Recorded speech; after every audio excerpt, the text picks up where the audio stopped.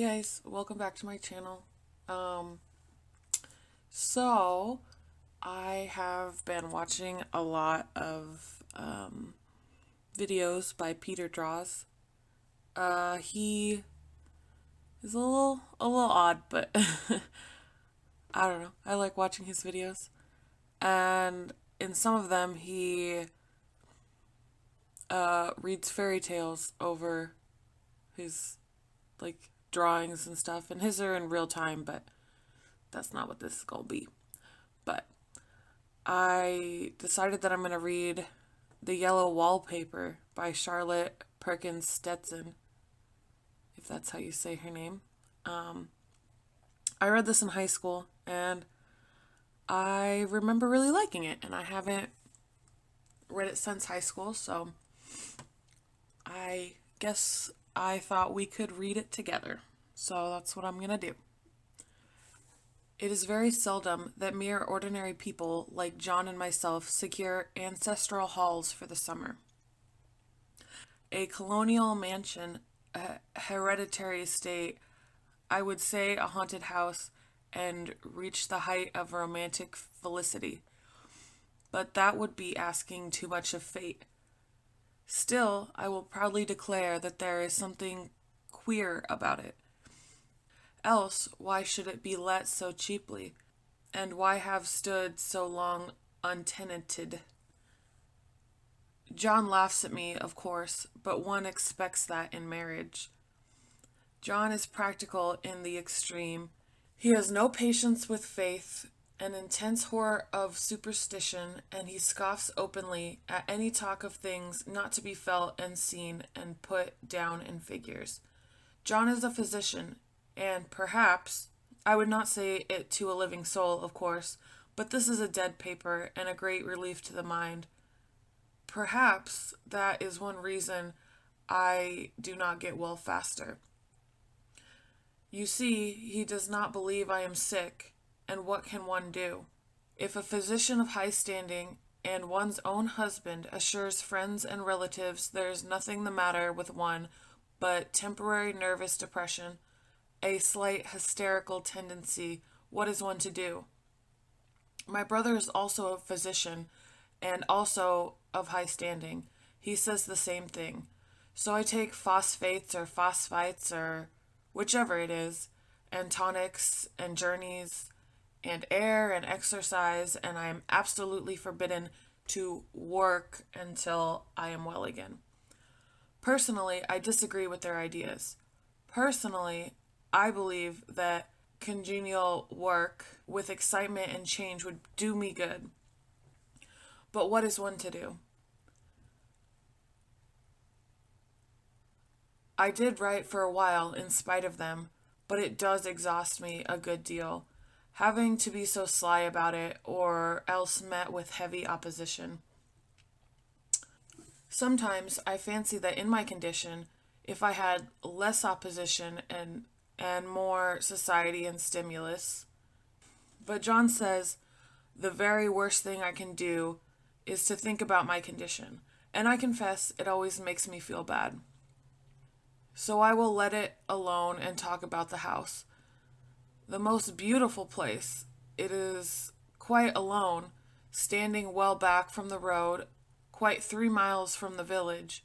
It makes me think of the English places that you read about, for there are hedges and walls and gates that lock, and lots of separate little houses for the gardeners and people. There is a delicious garden. I never saw such a garden, large and shady, full of box-bordered paths, and lined with long grape-covered arbors with seats under them. There were greenhouses too, but they are all broken now. There was some legal trouble, I believe. Something about heirs and co-heirs. Anyway, the place has been empty for years. That spoils my ghostliness, I am afraid, but I don't care. There's something strange about the house. I can feel it. I even said so to John one moonlight evening, but he said what I feel was draught and shut the window. I get unreasonably angry with John sometimes. I'm sure I never used to be so sensitive. I think it's due to this nervous condition, but John says if I feel so, I shall neglect proper self-control. So so I take pains to control myself, before him at least, and that makes me very tired.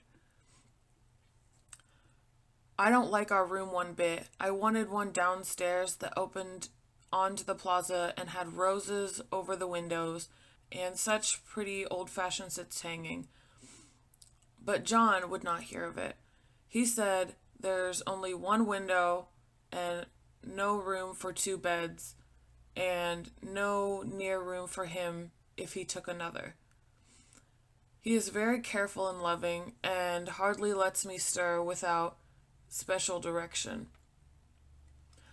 I have a scheduled prescription for each hour of the day.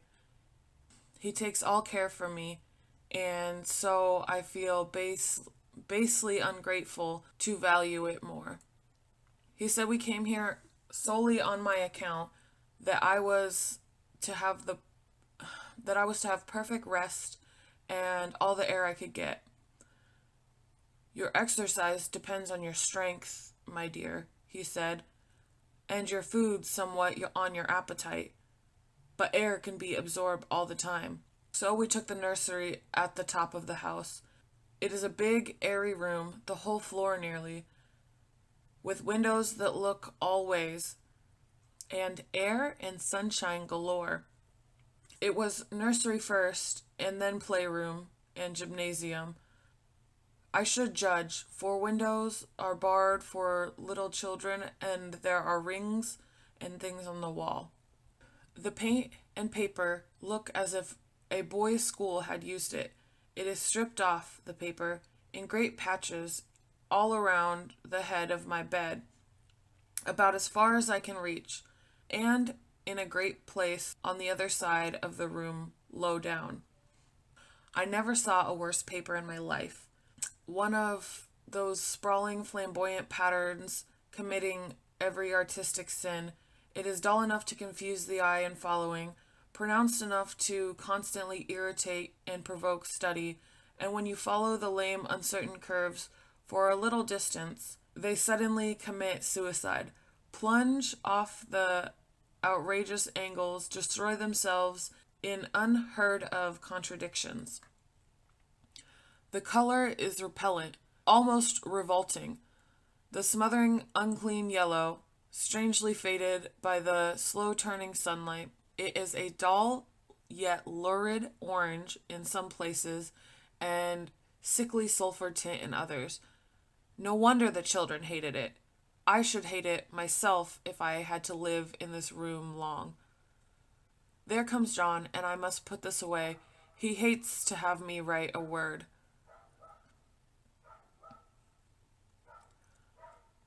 We have been here 2 weeks, and I haven't felt like writing before since the first day. I am sitting by the window now, up in this atrocious nursery, and there is nothing to hinder my writing as much as I please, save the lack of strength. John is away all day, and even some nights when his cases are serious. I'm glad my case is not serious. But these nervous troubles are dreadfully depressing. John does not know how much I really suffer. He knows there's no reason to suffer, and that satisfies him. Of course, it is only nervousness. It does weigh on me so not to do my duty in any way. I meant to be such a help to John, such a real rest and comfort, and here I am a comparative burden already.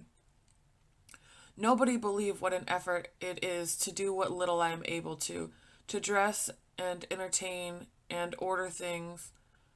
It is fortunate Mary is so good with the baby, such a dear baby. Yet I cannot be with him. It makes me so nervous. I suppose John never was nervous in his life.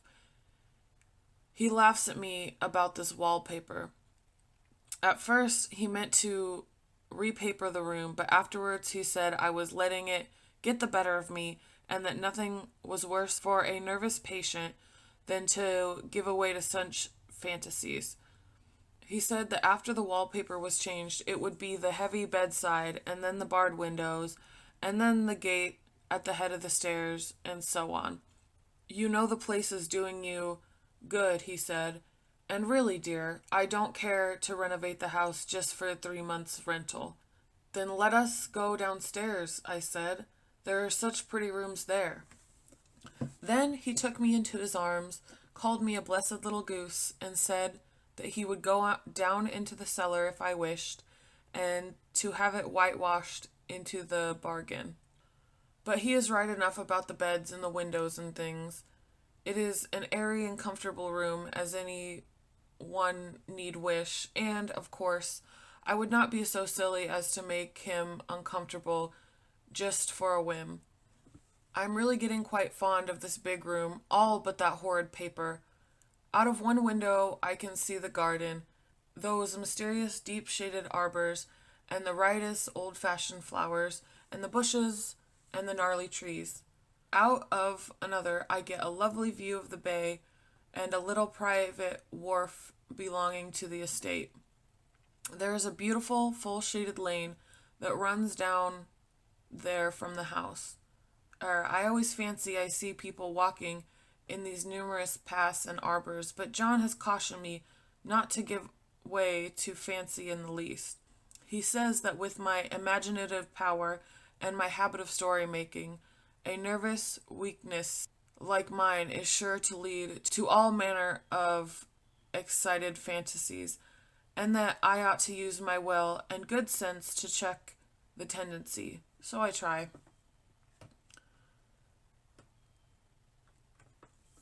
I think sometimes that if I were only well enough to write, at least a little, it would relieve the press of ideas and rest me.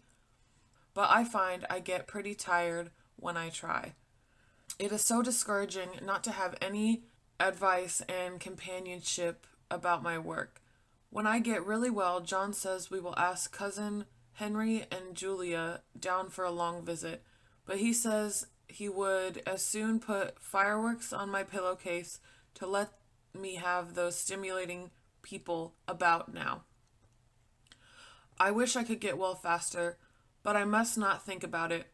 This paper looks to me as if it knew what vicious influence it had. There is a reoccurring spot in the pattern that looks like a broken neck and two bulbous eyes staring at you upside down. I get positively angry with the impertinence of it and the everlastingness. Up and down and sideways they crawl, and those absurd, unblinking eyes are everywhere. There is one place where two breasts do not match, and the eyes go up and down the line, one a little higher than the other. I never saw so much expression in an inanimate thing before, and we all know how much expression they have. I used to lie awake as a child and get more entertainment and terror out of blank walls and plain furniture than most children can find at a toy store. I remember what a kindly wink the knobs of our big old bureau used to have, and there was one chair that always seemed like a strong friend. I used to feel that if any other things looked too fierce, I could always hop on that chair and be safe.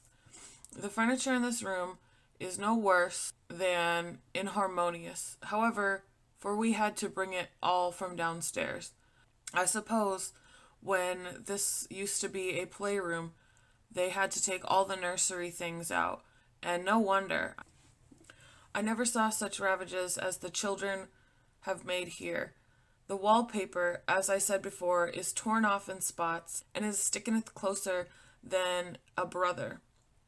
They must have a perseverance as well as hatred. The floor is scratched and gouged and splintered, and the plaster itself is dug out here and there. There is a great heavy bed, which is all we found in the room. It looks as if it had been through wars. But I don't mind it one bit, only the paper. There comes John's sister, such a dear girl as she is, and is so careful of me. I must not let her find me writing.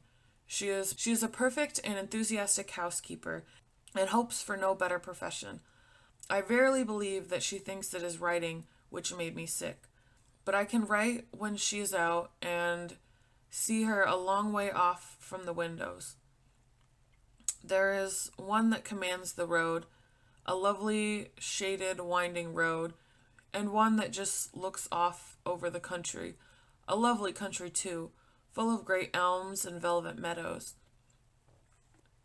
This wallpaper has a kind of sub-pattern in a different shade, a particularly irritating one, for you can only see it in certain lightings and not clearly then. But in places where it isn't faded and where the sun is just so, I can see a strange, provoking, formless sort of figure that seems to sulk about behind the silly and conspicuous front design. There's sister on the stairs. Well, the 4th of July is over, and the people are all gone, and I am tired out. John thought it might do me some good to see a little company, so we just had Mother and Nellie and the children down for a week. Of course I didn't do a thing. Ginny sees to everything now. But it tired me out all the same. John says if I don't pick up faster, he shall send me to Vire Mitchell in the fall. But I don't want to go there at all. I had a friend who was in his hands once, and she said he is just like John and my brother, only more so. Besides, it is such an undertaking to go so far. I don't feel as if it was worthwhile to turn my hand over for anything. I'm getting dreadfully fretful and querulous. I cry at nothing and cry most of the time. Of course, I don't when John is here or anybody else, but when I am alone. And I am alone a good deal just now. John is kept in town very often by serious cases, and Jeannie is good and lets me alone when I want her to. So I walk in the little garden or down that lovely lane, sit down on the porch under the roses, and lie down up here a good deal. I'm getting really fond of this room in spite of the wallpaper, perhaps because of the wallpaper. It dwells in my mind so. I lay here on this great immovable bed. It is nailed down, I believe, and I follow the pattern about by the hour. It is as good as gymnastics, I assure you. I start at the bottom, down in the corner, over where it has not been touched, and I determine, for the 1000th time, that I will follow that pointless pattern to some sort of conclusion. I know a little of the principle of design, and I know this thing is not arranged on any laws of radiation, or altercation, or repetition, or symmetry, or anything else that I have ever heard of. It is repeated, of course, by the breadths, but not otherwise. Looking in one way, each breadth stands alone, and the bloated curves and floor. Looked at in one way, each breadth stands alone, the bloated curves and flourishes, a kind of debased Romanesque with deli Romana tremendous, go waddling up and down in isolated columns of futility. Go waddling up and down in isolated columns of futility. But, on the other hand, they connect diagonally, and the sprawling outlines run off in great slanted waves of optic horror, like a lot of wallowing seaweeds in full chase. The whole thing goes horizontally, too, at least it seems so, and I exhaust myself trying to distinguish the order of its going in that direction. They have been used a horizontal breadth for a frieze, and that adds wonderfully to the confusion. There is one end of the room where it is almost intact, and there, when the crosslight fades and the low sun shines directly upon it, I can almost fancy radiation after all. The indeterminable grotesque seem to form around a common center and rush off in headlong plunges of equal distraction. It makes me tired to follow. I will go take a nap, I guess.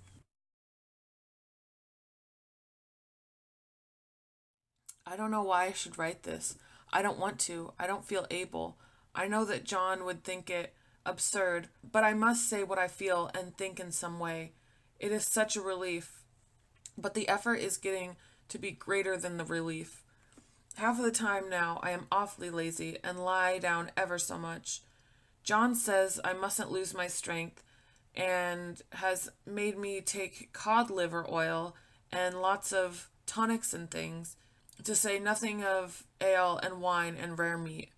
Dear John! He loves me very dearly and hates to have me sick.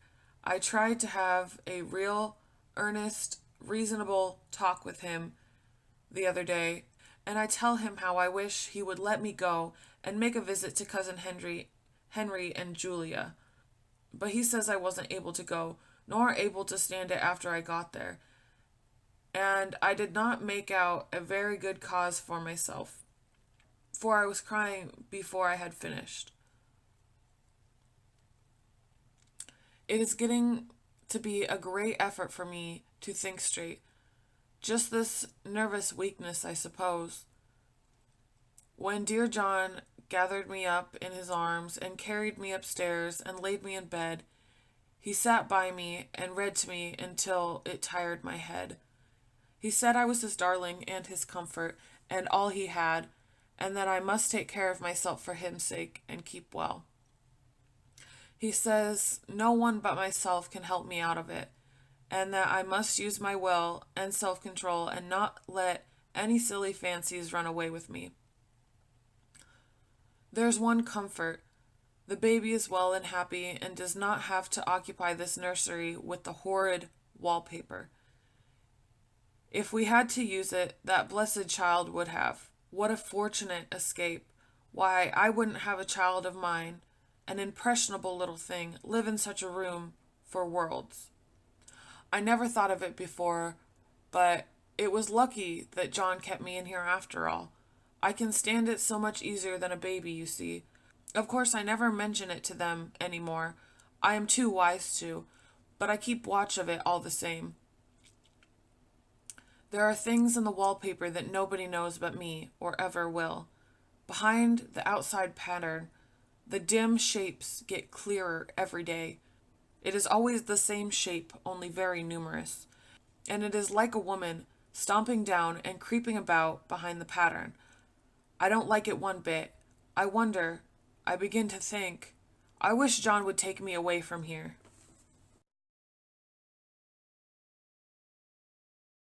It is so hard to talk with John about my case because he is so wise and because he loves me so.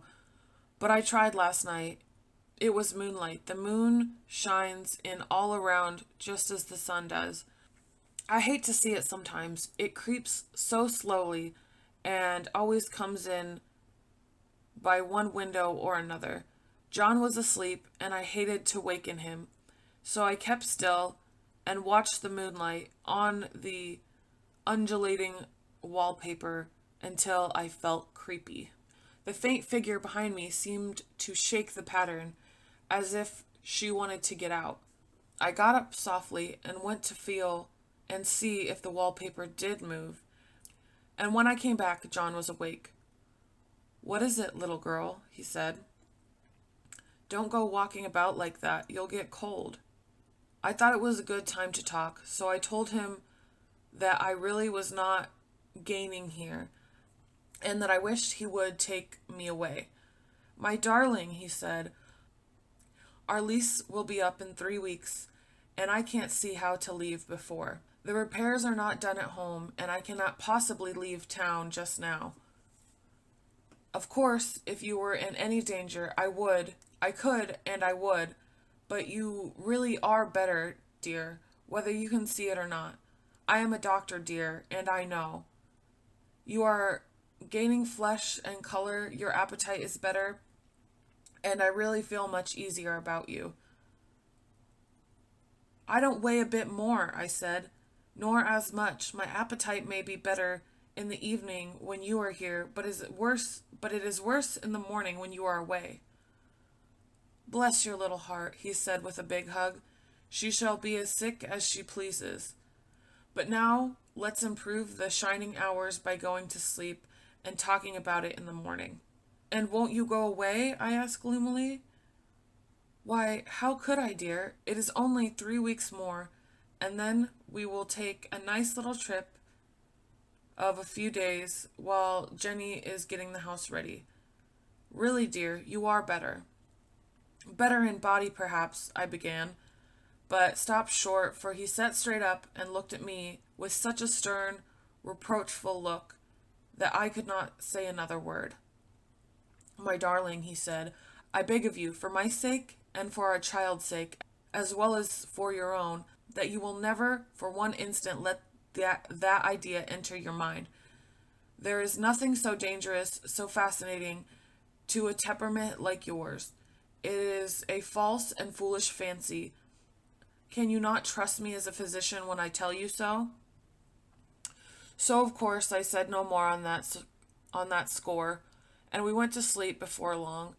He thought I was asleep first, but I wasn't. I lay there for hours trying to decide whether the front pattern and the back pattern really did move together or separately. On a pattern like this, by daylight, there is a lack of sequence, a defiance of law that is constantly irritant and a normal mind. A defiance of law that is a constant irritation to a normal mind. The color is hideous enough and unrelatable enough and infuriating enough, but the pattern is torturing. You think you have mastered it, but just as you get well underway into following, it turns a back somersault, and there you are. It slaps you in the face, knocks you down, and tramples you. It is like a bad dream. The outside pattern is a florid arabesque, reminding one of a fungus. If you can imagine a toadstool in joints, interminable string of toadstools, budding and sprouting in endless convulsions, why, that is something like that. That is, sometimes. There is one mark particularly about this paper. A thing nobody seems to notice but myself, and that is, it always changes, as the light changes. When the sun shoots through the east window, I always watch for the first long, straight ray. It changes so quickly that I can never quite believe it. That is why I watch it always. The moonlight shines in all night when there is a moon. I wouldn't know it was the same paper.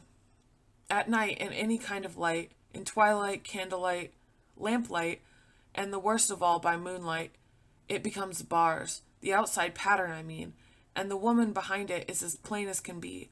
I didn't realize for a long time what the thing was that showed behind, the dim sub-pattern, but now I am quite sure it is a woman. By daylight, she is subdued, quiet. I fancy it is the pattern that keeps her so still. It is so puzzling. It keeps me quiet by the hour. I lay down ever so much now. John says it is good for me, and to sleep all I can. Indeed, he started the habit of making me lie down for an hour after each meal. It is a very bad habit, I am convinced, for you see, I don't sleep, and that cultivates deceit, for I don't tell them I am awake. Oh no. The fact is, I'm getting a little afraid of John. He seems very queer sometimes. Even Jeannie has an inexplicable look. It strikes me occasionally, just as a scientific hypothesis, that perhaps it is the paper. I have watched John when he does not know I am looking, and come into the room suddenly on the most innocent excuses. And I have caught him several times looking at the paper, and Jeannie too. I caught Jeannie with her hand on it once. She didn't know I was in the room, and when I asked her in a quiet, very quiet voice, with the most restrained manner possible, what she was doing with the paper, she turned around as if she had been caught stealing, and looked quite angry. and asked me why I should frighten her so. Then she said the paper stained everything it touched, and that she had found yellow smooches all over my clothes and John's, and she wished we would be more careful. Did that not sound innocent? But I know she was studying the pattern, and I am determined that nobody shall find it out but myself. Life is very much more exciting now than it used to be. You see, I have something more to expect, to look forward to watch. I really do eat better, and I am more quiet than I was. John is so pleased to see me improve. He laughed a little the other day and said that I seemed to be flourishing in spite of my wallpaper. I turned it off with a laugh. I had no intention of telling him it was because of the wallpaper. He would make fun of me.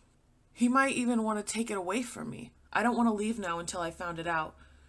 There is a week more, and I think that it will be enough. I am feeling ever so much better now. I don't sleep much at night, for it is so interesting to watch developments. But I sleep a good deal in the day. In the daytime, it is tiresome and perplexing. There are always new shoots on the fungus and new shades of yellow all over it. I cannot keep count of them, though I have tried conscientiously. This strange yellow, that wallpaper, it makes me think of all the yellow things I ever saw. Not beautiful ones like buttercups, but foul, bad yellow things. There is something else about that paper. The smell. I noticed it the moment we came into the room, but with so much air and sun it was not bad. Now we have a week of fog and rain, and whether the windows are open or not, the smell is here. It creeps all over the house. I find it hovering in the dining room, skulking in the parlor, hiding in the wall, laying in wait for me on the stairs. It even gets into my hair. Even when I go to ride, if I turn my head suddenly and surprise it, there is the smell. Such a particular odor, too. I have spent hours trying to analyze it and to find what it smelled like. It is not bad at first and very gentle, but quite the subtlest, most enduring odor I have ever met. In this damp weather, it is awful. I wake up in the night and find it hanging over me. It used to disturb me at first. I thought seriously of burning the house to reach the smell, but now I'm used to it. And the only thing I can think of that is like is the color of the paper, a yellow smell. There is a funny mark on this wall lay down near the mopboard, a streak that runs around the room. It goes behind every piece of furniture except the bed, a long, straight, even smudge, as if it had been rubbed over and over and over. I wondered how it was done and who did it and what they did it for. Round and round and round and round and round and round. It makes me dizzy.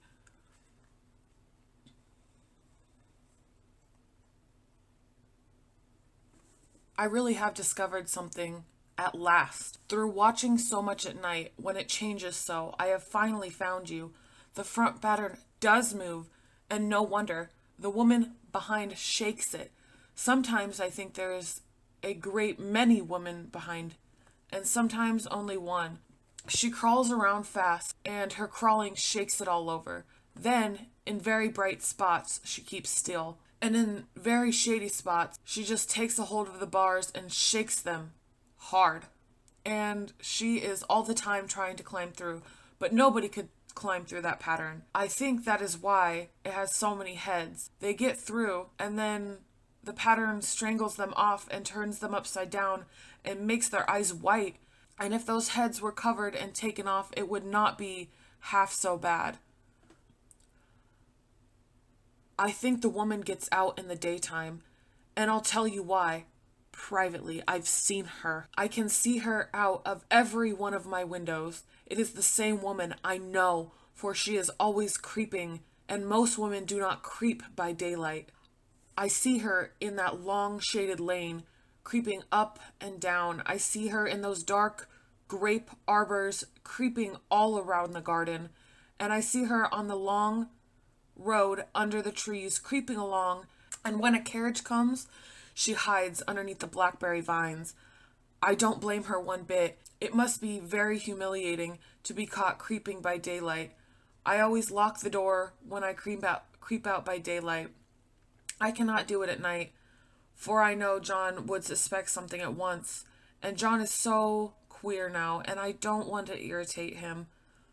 I wish he would take another room. Besides, I don't want anybody to get that woman out at night but myself. I often wonder if I can see her out of all the windows at once. But turn as fast I can only see out of one at one time. And though I always see her, she may be able to creep faster than I can turn. I have watched her sometimes, away off in the open country, creeping as fast as a cloud shadow in the high wind. If only that top pattern could be gotten off of the under one. I mean to try it, little by little. I have found out another funny thing, but I shan't tell it this time. It does not trust people too much. There are only 2 more days to get this wallpaper off, and I believe John is beginning to notice. I don't like the look in his eyes, and I heard him ask Jeannie a lot of professional questions about me.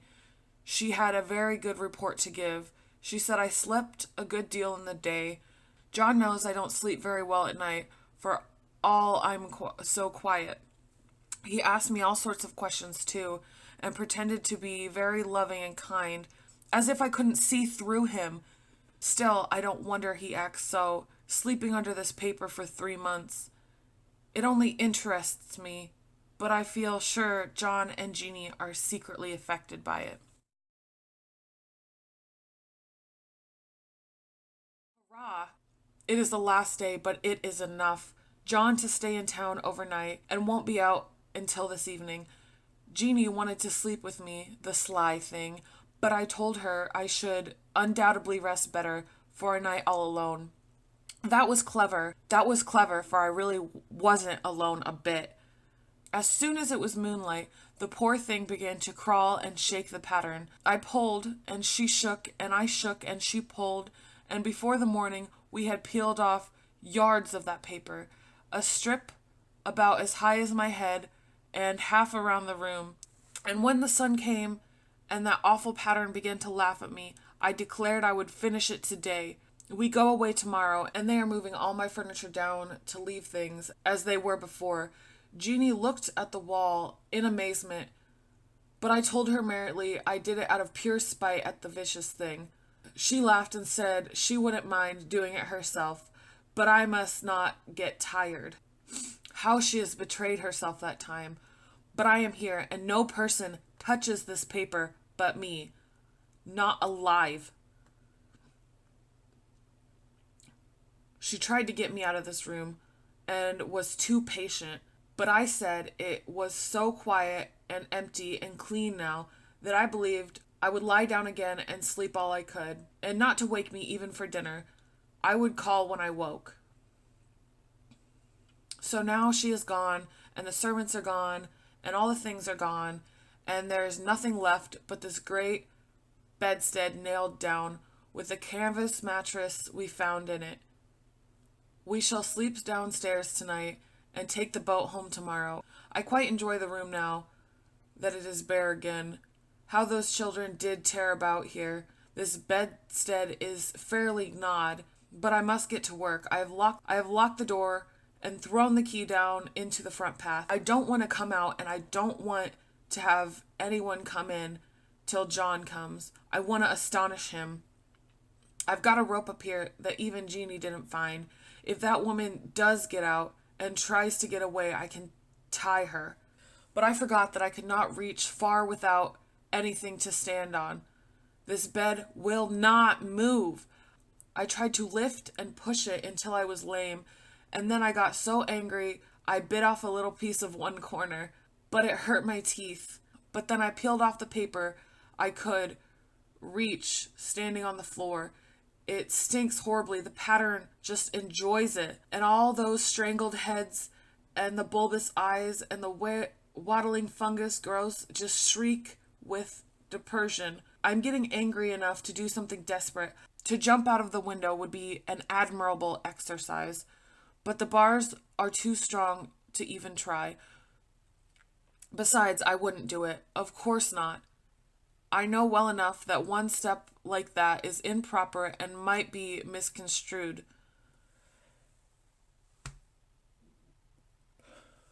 I don't like to look out of the windows even. There are so many creeping women and they creep so fast. I wonder if they all came out of the wallpaper as I did. But I am securely fasted now. You don't get me out in the road there. I suppose I shall have to go back behind the pattern when it comes at night. And that is hard. It is so pleasant to be out in this great room and creep around as I please. I don't want to go outside. I won't, even if Jeannie asks me to. For outside, you have to creep on the ground and everything is green instead of yellow. But here I can creep smoothly on the floor and my shoulder just fits in that long smooch around the wall so I cannot lose my way. Why, there's John at the door. It is no use, young man, you cannot open it. How he does call and pond. Now he is crying for an axe. It would be a shame to break down such a beautiful door. John, dear, I said in the gentlest voice, the key is down by the front steps under a plantain leaf. That silenced him for a few moments. Then he said, very quietly indeed, open the door, my darling. I cannot, I said.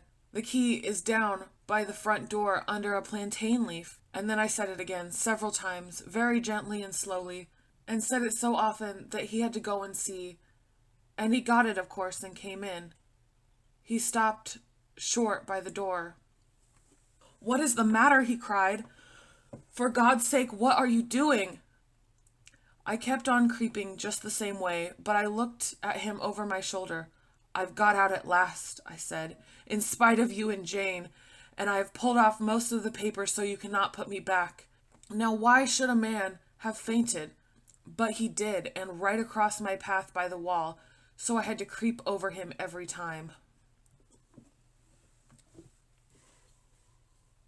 Anyway, that was intense. Oh, well, there's some stuff, but I still really like the story. It's as good as I remember. So I hope you guys enjoyed it. It got a little intense. It went there. It's good, but anyway, if you like this style of video, me reading things over drawings and paintings that have nothing to do with the story, go ahead and let me know. Like it, comment, whatever, just let me know. If you don't like it, you can let me know too. So yeah, anyway, thank you guys for watching, and I'll see you guys in the next video. Bye!